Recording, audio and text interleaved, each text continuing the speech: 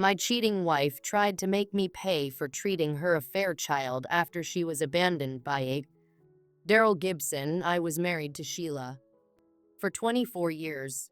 I thought we had something special, a happy, fulfilling life together. Turns out, only the first 21 years were blissful. After that, Sheila decided to blow everything up.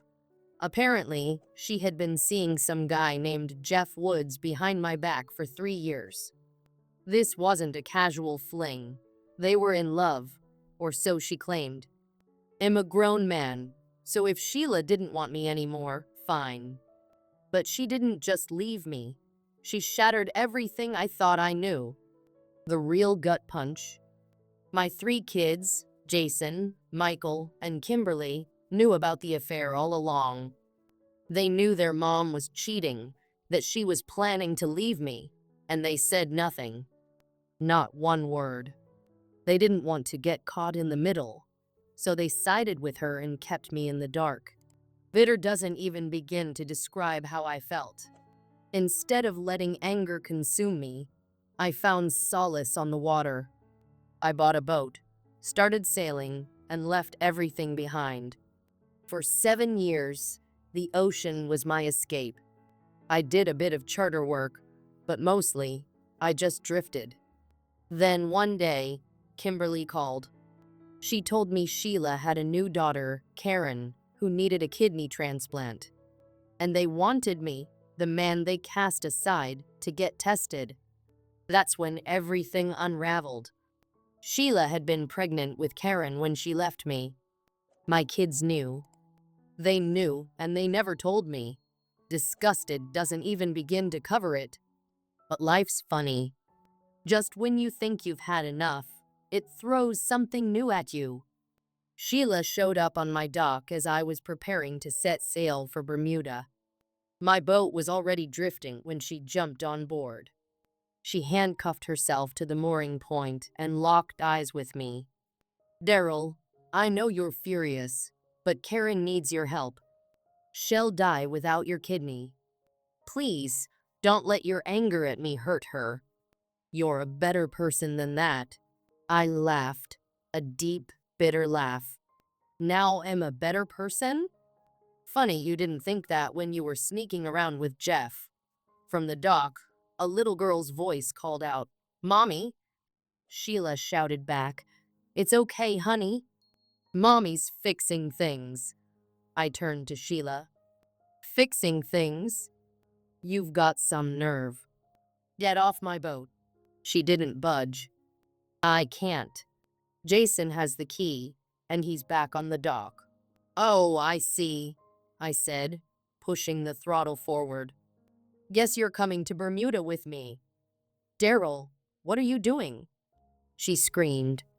"Taking a vacation. Thanks for tagging along." She begged, pleaded, and tried to guilt me into turning back. But it had enough. This wasn't about Karen. It was about her trying to clean up her mess at my expense. Unfortunately, our little trip was cut short when the Coast Guard showed up. Sheila played the victim, claiming I'd kidnapped her. The officers weren't exactly buying my story, but when they unscrewed the mooring point to free her, they left me with one final humiliation: handcuffs of my own. Fast forward to my arraignment. Sheila came to see me, her crocodile tears in full effect. "Daryl, let's put this behind us. Donate your kidney, save Karen's life, and we'll all move forward. Maybe we can even reconnect. You know, Christmas together." I stared at her, dumbfounded. "Reconnect? Christmas? Are you serious? You threw me away like trash, and now I'm suddenly good enough because you need something?" Her husband, Jeff, nodded smugly. I couldn't help but laugh. "Let me think about it," I said. "Maybe after my trial." That night in my cell, I reflected on the man I'd become. Could I walk away while a little girl, technically my daughter, was in desperate need? But the truth was, I wasn't some hero. I was just a man whose family abandoned him when he needed them most. Karen wasn't my daughter. She was just a name, a stranger. And yet, I couldn't shake the thought of her standing on that dock, calling for her mom. Could I give up my anger to save her life? Or would helping them just make me a pawn in their game? When Sheila and Jeff ambushed me outside the facility, I gave them my answer. Get lost. You're not my family anymore. Jason shifted uneasily, standing next to Kimberly. His expression was tense. Jason, Dad, me, cutting him off. Stop. You lost the right to call me that a long time ago. Jason? Fine, Mr. Gibson. Look, Taryn is getting worse. She's on dialysis. She needs your help. Me, I have responsibilities, court dates, taxes to pay, maybe even dying someday. But donating a kidney? Not on my list. Oh, and just so you know, I tore up my organ donor card. Added a clause to my will too. Cremated, intact. No organs harvested. Just in case. Their horrified faces betrayed guilt. Kimberly, offended. How could you even think we'd do something like that? Me, dryly. History. You've chosen sides before, and we all know which one it was. Sheila stepped forward, trying to mediate. Sheila, look, I know there's a lot of bad blood between us. I treated you badly, okay? I'm sorry. I'll regret it forever. But Karen's innocent in all this. We need to do what's best for her. Me. Funny how let's act like adults usually means, please forget all the terrible things I did to you. Before Sheila could respond, Mr. Hughes entered with 2 officers. One stepped forward. Officer, Mom, I'm afraid we have to place you under arrest. Sheila, panicked. For what? Daryl, what's happening? Me. Official charge? Making a false statement to law enforcement. Maybe they'll let you visit Karen occasionally. Jason exploded in anger, but Kimberly managed to calm him down as Hughes escorted me out. At the hospital 2 days later, an attractive nurse was doing my intake. Kimberly and Sheila entered, spotting me. Nurse, brightly. Thank you so much for registering as a kidney donor. Kimberly, smiling. Yes, he. Me. No. The smile dropped from Kimberly's face.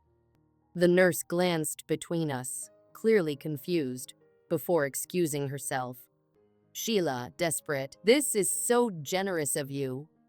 Everyone will see how big-hearted you are. Me, coldly. Generous? Let's be clear. Thanks to all the moral pressure, I'll lose a kidney one way or another if I want to look at myself in the mirror. But who gets it? That's my decision. Sheila, shocked. What are you saying? Me. I might save Karen. Or maybe I'll save a stranger. Someone Hall actually be grateful. Someone who values family. Kimberly ran off, tears streaming. Sheila turned back, visibly shaken. Sheila, why are you being so cruel?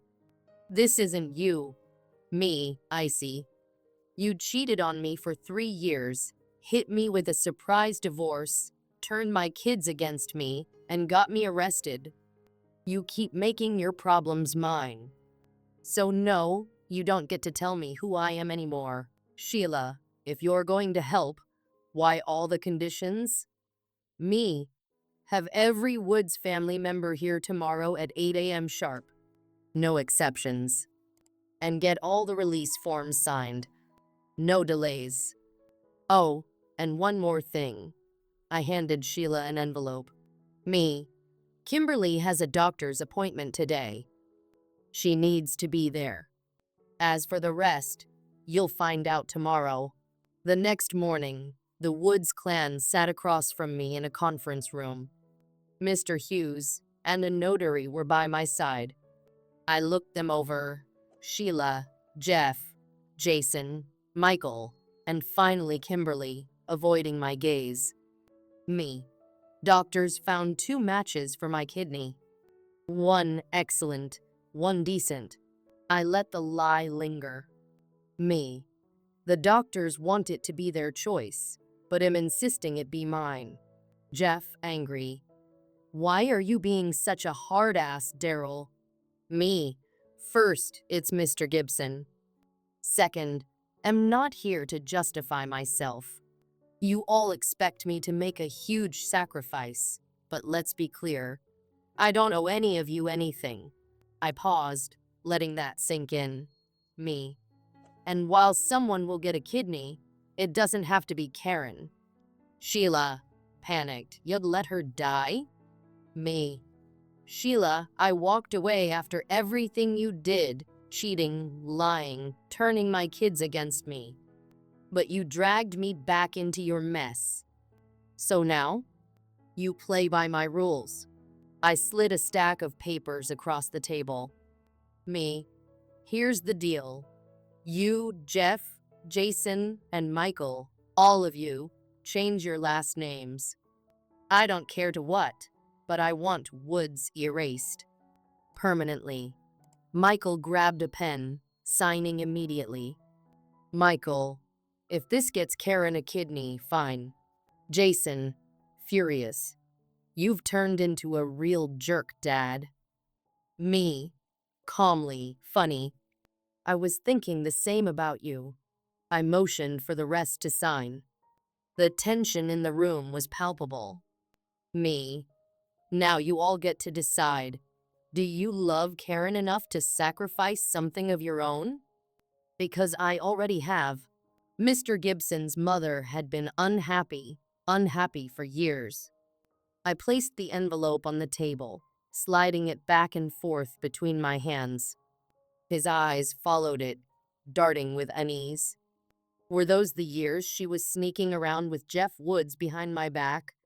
I asked, letting the question hang in the air. Or did it start even earlier? Did she ever let me know she was unhappy? Sure, I noticed she seemed off for a while, but she never said a word. His lips tightened, but he said nothing. Wouldn't you want Pamela to tell you if she was unhappy? I pressed. Or if she didn't have the courage, wouldn't you hope your kids might give you a heads up before you were blindsided? If your wife was seeing someone behind your back, wouldn't you want your son to clue you in? What do you want from me? His voice was sharp, defensive. An apology? I already said I'm sorry. I'm still sorry. Yeah, you're sorry. But an apology? That's just words. I flicked the envelope across the table, watching it spin and land in front of him. His hand hesitated before picking it up. Inside was a key card for a hotel room. He pulled it out slowly, his brow furrowing at the logo. What's this? A hotel room? Room 341. Inside, you'll find let's call her a companion. Young, attractive, disease-free. She's very interested in meeting you. In fact, I insist you get to know her in the biblical sense. He stared at me, dumbfounded. What's the point of this? Why are you playing these ridiculous games? To help the people who betrayed me? I scoffed. No, I don't think so. Let me tell you a story. I leaned forward. Once, there was a young man, married, who held his father's marriage in his hands. It wasn't a perfect marriage, but it mattered a lot. Like any marriage, it needed work, care, loyalty. But this young man, he threw that responsibility away. And now, karma has come around. He flinched at my words, his face pale. I continued, unrelenting. Now I hold your marriage in my hands. If you love your sister, you'll do whatever it takes to save her life, even if it means doing something you'll regret. If I decide to send that video, Pamela will find out. You might be able to spin it, blame me, tell her I forced you into a situation you didn't want. Maybe she'll believe you, maybe not. Either way, your marriage will never be the same, just like I'm not the same. You're insane, he muttered, his hand gripping the edge of the table. Hand over your phone, I said, cutting him off. You've got 2 hours and 25 minutes left. And don't forget to send in Kimberly on your way out. The tension in the room was suffocating as he stood, glaring at me before storming out. Kimberly walked in moments later, looking like a beaten dog. Her face was red, her eyes glossy with unshed tears.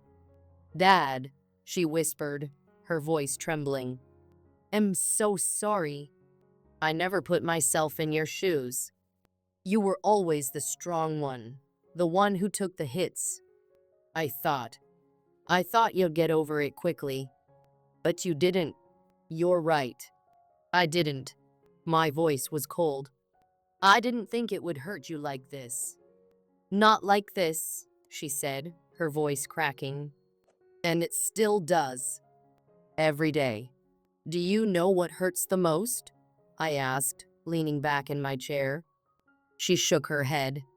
It's that you didn't come back because you were sorry, or because you missed me. You came back because you had to. Kimberly's head dropped, her shoulders shaking under the weight of her guilt. If there's even a piece of that Sheila left, maybe I share some of the blame. But just a piece. When it really mattered, you didn't give me a chance to fight for my family. That doesn't change the fact that in the end, when it came down to choosing between my bitter words and family, you made the right choice. The only good choice. But you need to live with the fact that you denied me that same choice. I never cared about the house, the car, or half the retirement fund. I wanted my family. And because of you, I was never given the chance to keep them. I glanced at my watch. This has been enlightening, I said, my voice even. But it seems like you two have a lot to talk about. Unfortunately, your other daughter has an appointment, and I have to drive her to it. Mr. Hughes can take care of things from here. My work was done. With those last words from Jeff Woods, we left. The drive was silent, but my mind replayed that final conversation over and over. Sheila wasn't completely heartless. She had made a tough decision for her daughter. But then the question crept in. Was I just a hate-filled monster? Was I trying to get even, to teach them a lesson, to exorcise my demons, or was I indulging in some twisted form of revenge? The answer was unclear. Maybe it was all four, and only two of those motives were remotely justifiable. As we pulled into the doctor's office, my phone beeped. A message. Jason had paid his price, and apparently, he was crying like a child. I sighed. He had 7 years of regret ahead of him before we could even be close to even. The doctor's office was typical. Magazines about pregnancy scattered on the tables, framed photos of smiling mothers holding their babies, and a children's play area in the corner. The waiting room was filled with expectant mothers, some rubbing their bellies, others lost in thought. Kimberly sat beside me, tense, her eyes darting around, searching for something, anything, safe. Eventually, she just closed her eyes and curled into her seat. I heard her whisper to herself, I'm doing this for Karen. I'm doing this for Karen. I'm doing this for Karen. Her knuckles were clenched so tightly they turned white. Memories I had buried for 7 years rushed back. Kimberly used to love dolls. She played with them until she was 13. Then she transitioned to collecting delicate china dolls, each one carefully chosen. I remembered the day she broke up with Gary Dodson. He had seemed like a nice boy. When I asked her why, she simply said, "He's not nice to kids." And I remembered the way she used to smile at me, that special, irreplaceable daddy's girl smile. This was going to break her. "Kimberly Gibson?" the receptionist called. Her hand clamped down on mine, gripping so tightly I felt my bones grind together. In a low, urgent voice, she whispered, "Promise me. Promise me you'll keep your word. Swear to me that this will erase all the pain I've caused you. Tell me that this isn't all for nothing." Her eyes were desperate, pleading. "I don't care what the others do. Just swear to me. Swear to me that this is the end of it. Please. Just tell me I'm a good girl, Daddy." She broke. Tears streamed down her face, silent but relentless. The receptionist hesitated, then quickly picked up the phone. I could feel the walls closing in. "What's going on here?" A woman in a doctor's coat strode in, her eyes scanning the room. She took one look at Kimberly, then at me. "I was told she had already made this decision," she said, her tone sharp. "I'm not operating on her. Not in this state. Not until I get a psychological profile clearing her." I exhaled slowly. "Of course," I muttered, my voice like gravel. "Send me the bill." I helped Kimberly to her feet, but she fought me, tears spilling down her cheeks. "No, you have to do it. My sister, don't you see? I have to do this," she sobbed, nearly hysterical. I gently pulled her toward the door. "Shah," I whispered, my heart breaking. "You know the thing about sacrifice?" She looked at me, wide-eyed, lost. Sometimes, just being willing to do the hard thing is enough." She had paid in full. The car ride was silent.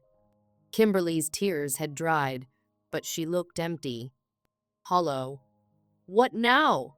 she asked, her voice dull. "Now I go to the hospital. No joy, no relief, no smiles. Just the weight of everything that had happened pressing down on us." Moving like an old woman, she reached into her purse and pulled out a stack of papers. "Here," she handed them to me. "These are the name change forms." I filled them out and filed them before I came to the doctor's office. I don't deserve to be your daughter. And honestly, right now, I don't want to be." I took the papers, my throat tight. "I should have taken you out of that office before the doctor refused to help," I said quietly. "You have no reason to believe me, but I was wrong." She gave a bitter laugh, shaking her head. "And yet, we still have the scars." "Yes," I admitted. "Scars. Reminders of lessons learned." She looked out the window, her expression unreadable. "This is your second chance," I said gently. "When you have your own kids, make sure they don't repeat our mistakes. Start fresh. Do better." She didn't respond, but for the first time that day, I saw something shift in her eyes. Something fragile. Maybe even hope. We drove forward into whatever the future held.